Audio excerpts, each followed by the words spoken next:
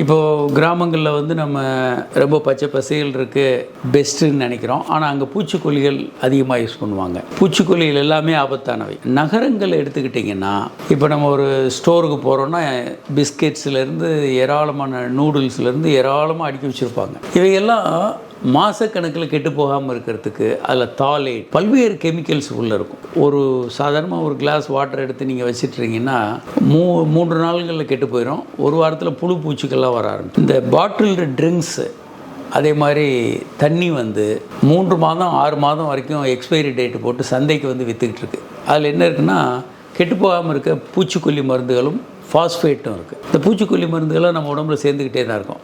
நிறைய பேர் அது ரொம்ப சேஃப், இந்த பாட்டில் வாட்டர் பாட்டில் ட்ரிங்க்குன்னு நினைக்கிறாங்க.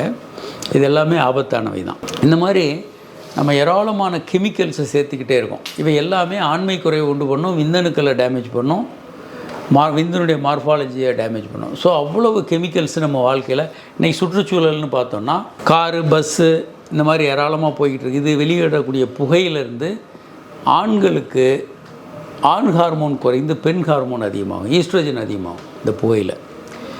ஸோ ஏராளமான காரணங்கள் இன்றைக்கி அதிகரிச்சிருக்கு. திருமண வயது தள்ளி போயிட்டுருக்கு.